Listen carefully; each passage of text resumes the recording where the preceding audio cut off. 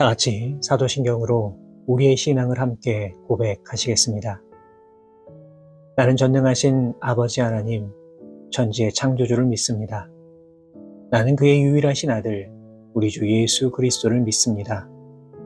그는 성령으로 잉태되어 동정녀 마리아에게서 나시고 본디오 빌라도에게 고난을 받아 십자가에 못 박혀 죽으시고 장사된 지 사흘 만에 죽은 자 가운데서 다시 살아나셨으며 하늘에 오르시어 전능하신 아버지 하나님 우편에 앉아 계시다가 거기로부터 살아있는 자와 죽은 자를 심판하러 오십니다.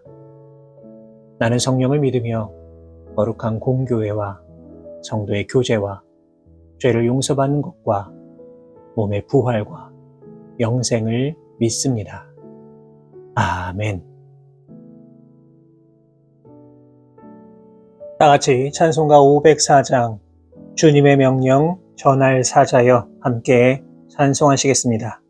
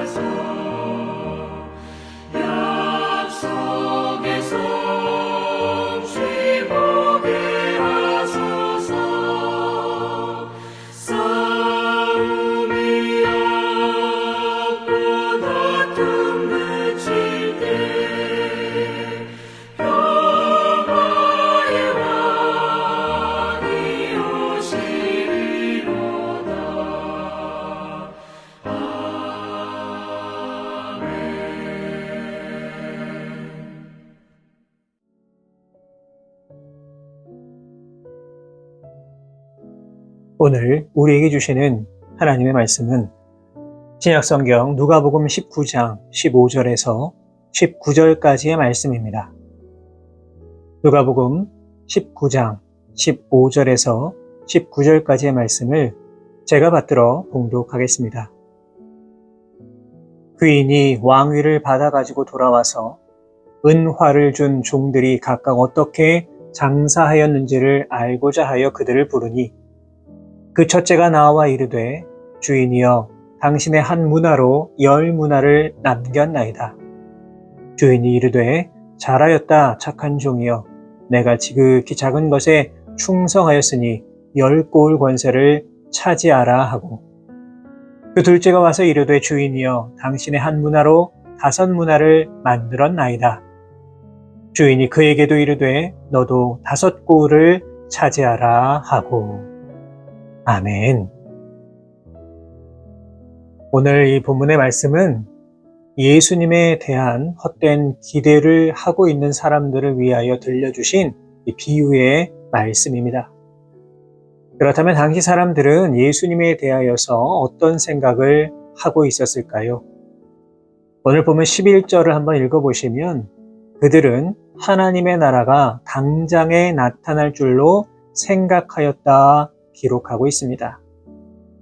다시 말해서 당시 사람들은 예수님께서 하나님의 능력으로 자신들을 탄압하고 있는 로마 정부를 다 몰아내고 새로운 나라를 만드실 것이라는 기대감을 가지고 있었다는 겁니다.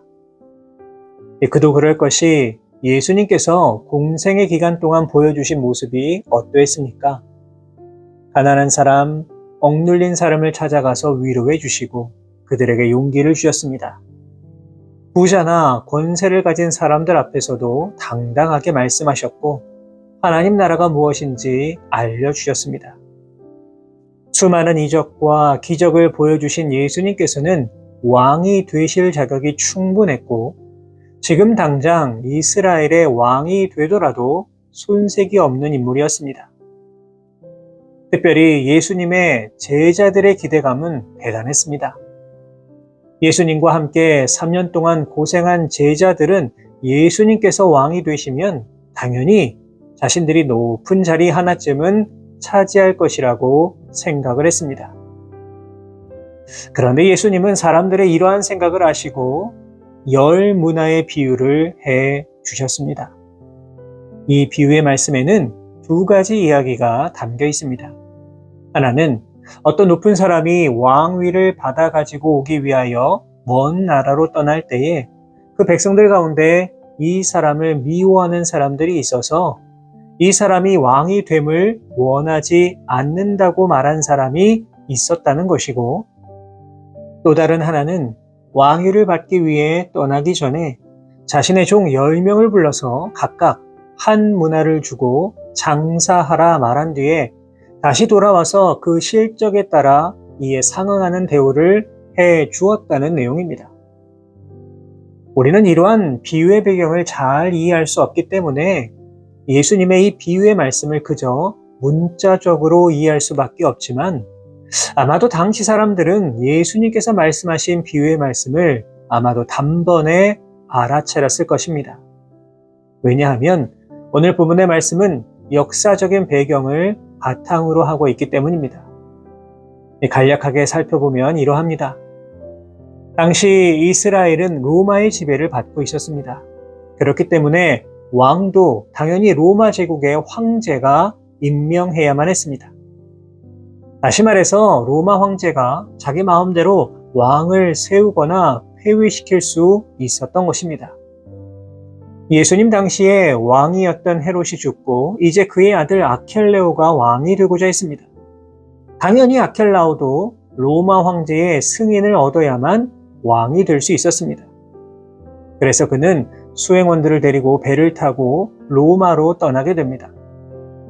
그런데 그가 로마로 출발한 후에 아켈라오를 반대한 유대인들이 로마 황제에게 대표자를 보내어서 우리는 이 사람이 우리를 통치하기를 원하지 않는다 이렇게 요청하게 됩니다. 그리고 이 요구가 받아들여져서 로마 황제는 이스라엘을 헤롯의 세 아들인 안디바, 빌립, 아켈라오에게 분할하여서 분봉왕이 되도록 하였습니다. 이 사람들은 이러한 배경을 알고 있었기 때문에 예수님께서 비유로 말씀하셨을 때에 틀림없이 이러한 이야기가 기억이 났을 것이고 훨씬 더 쉽게 이해할 수 있었을 것입니다. 오늘 본문에 나오는 귀인 역시 왕위를 받기 위해 먼 길을 떠나야만 했습니다. 그런데 떠나기 전에 10명의 종들을 불러서 각각 한 문화씩을 주게 됩니다. 여러분, 한 문화는 얼마쯤 될까요? 당시 한 문화는 일반 노동자들이 100일 동안 일해야 받을 수 있는 돈이었습니다. 당시 노동자들의 하루 일당은 한 데나리온이었습니다. 그러니까 이 돈은 한 3개월 정도 일해야 받을 수 있는 금액입니다. 중요한 것은 무엇이냐 하면 주인이 모든 종들에게 동일하게 돈을 주고 분명한 지침을 주었다는 겁니다. 그 지침이 무엇입니까? 내가 돌아올 때까지 장사하라 라는 것이었습니다. 이것은 명령입니다. 종이라면 반드시 순종해야 할 주인의 뜻이었습니다. 오늘 본문의 귀인은 누구입니까? 바로 예수님 자신을 가리키고 있습니다. 그런데 귀인은 지금 왕위를 받으러 먼 길을 떠나려 합니다. 만일 우리에게 곧 왕권이 주어진다면 어떤 마음이 들겠습니까? 너무나도 기쁘지 않을까요? 왕권을 받으면 무슨 일을 해야 할까? 어떻게 왕권을 유지해야 될까? 이런 생각하지 않겠습니까? 왕의 입장에서 본다면 고작 열문화의 돈을 신경 쓴다는 것 참으로 무가치한 일처럼 느껴질 수 있습니다. 하지만 이 귀인은 이 바쁜 와중에서도 종들을 불러서 각자 해야 할 일이 무엇인가를 알려주고 있습니다. 사랑하는 여러분, 우리는 이 비유의 말씀을 통해서 지금도 일하시는 예수님의 모습을 다시금 바라보게 됩니다. 잘 아시는 것처럼 예수님은 당신의 시간을 낭비하지 않으셨습니다. 요한복음 5장 17절 말씀을 보시면 예수님은 내 아버지께서 이제까지 일하시니 나도 일한다 말씀하십니다. 어디 그뿐입니까? 십자가에 달려서 고통 속에서 돌아가시는 그 순간까지 죄인을 구원해 주셨습니다. 이러한 예수님께서 승천하시기 전에 제자들을 향하여 유언과 같은 말씀을 남기셨습니다. 그것이 무엇입니까? 마태복음 28장 19절 이하의 말씀을 보시면 그러므로 너희는 가서 모든 민족을 제자로 삼아 아버지와 아들과 성령의 이름으로 세례를 베풀고 내가 너희에게 분부한 모든 것을 가르쳐 지키게 하라 말씀하고 계십니다. 마치 귀인이 먼 길을 떠나기 전에 종들에게 장사하라는 명령을 남긴 것처럼 예수님은 제자들에게 그리고 우리들에게 바로 이렇게 명령하셨던 것입니다. 이 시간 예수님께서 맡겨주신 이 명령을 우리가 다시 한번 기억했으면 좋겠습니다. 예수님께서는 당신의 사명을 이루기 위하여 1분 1초도 쉬지 않고 일하셨습니다. 우리도 마찬가지입니다. 예수님처럼 우리에게 주신 직분과 사명을 완수하기 위해 최선을 다해야만 합니다. 오늘 이 시간 장사하라는 명령을 받은 종들이 바로 나임을 기억하십시오. 장사하는 사람은 부지런히 일하지 아니하면 결코 이익을 남길 수 없습니다. 바라기는 예수님처럼 우리에게 주신 사명을 기억하여서 부지런히 우리의 사명의 완수를 위하여 노력하실 수 있는 주의 종들이 다 되시기를 주님의 이름으로 부탁을 드립니다.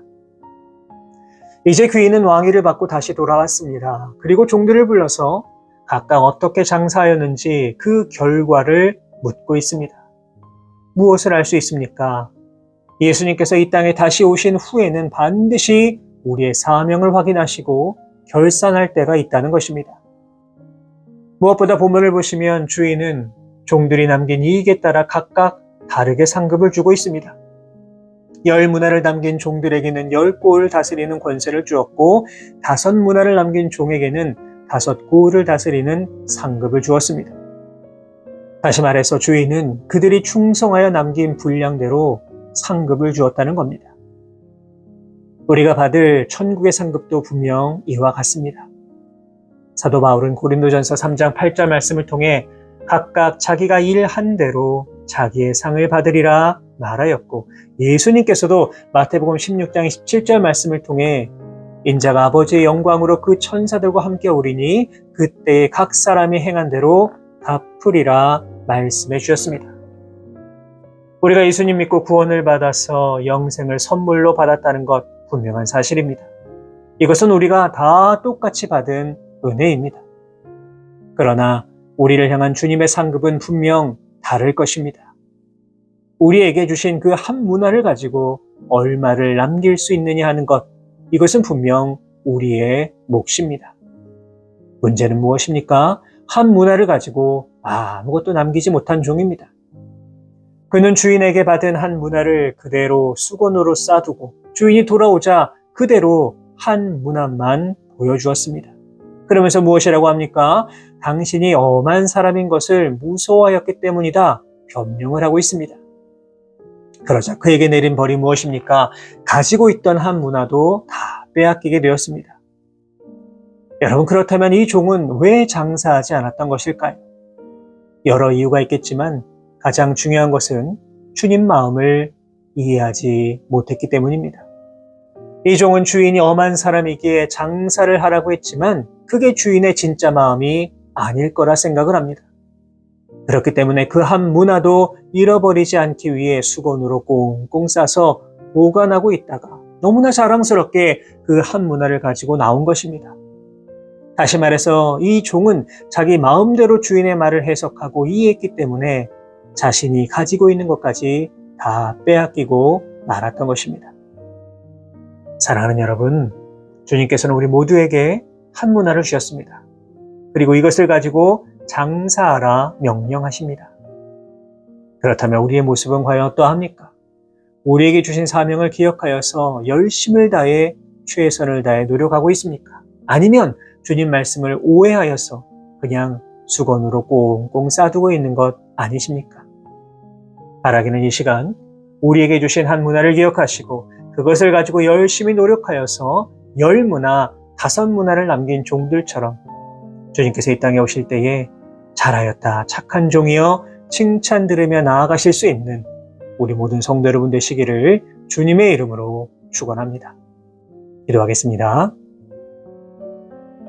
거룩하신 하나님 아버지 감사합니다. 오늘도 우리에게 귀한 하루 허락하여 주시고 주가 주신 생명으로 이 하루를 시작할 수 있도록 인도해 주신 것 감사를 드립니다. 우리에게 허락하신 모든 것들이 다 하나님의 은혜임을 기억하며 살아가게 하여 주시고 오직 주님의 기쁨이 되기 위해 이 땅을 살아갈 수 있는 우리 모두가 되게 하여 주옵소서. 사랑의 주님, 오늘 주신 말씀을 통해서 우리의 모습을 깊이 되돌아봅니다. 분명 주님께서는 우리에게 한 문화를 다 주셨는데 우리는 과연 몇 문화를 남기고 있습니까? 혹시라도 주님 말씀에 온전히 순종하지 못하고 게으르고 나태하여서 나에게 주신 한 문화를 수건으로 꽁꽁 싸서 숨겨두고 있는 것 아닙니까? 바라고 원하오니 이 시간 우리에게 주신 한 문화를 다시 한번 기억할 수 있도록 인도해 주시고 이 한 문화를 가지고 우리에게 주신 사명, 우리에게 주신 명령 기억하여서 정말 더 많은 문화를 남기기 위해 최선을 다해 노력할 수 있는 우리 모두가 되게 하여 주옵소서. 그리하여서 우리 주님 앞에서 결산할 때에 우리를 향하여 잘하였다, 착한 종이여 칭찬해 주시는 주님의 음성 들을 수 있는 우리 모두가 되게 하여 주옵소서. 오늘도 온전히 우리와 동행하여 주실 것을 믿사오며 거룩하신 예수 그리스도의 이름으로 기도하옵나이다. 아멘.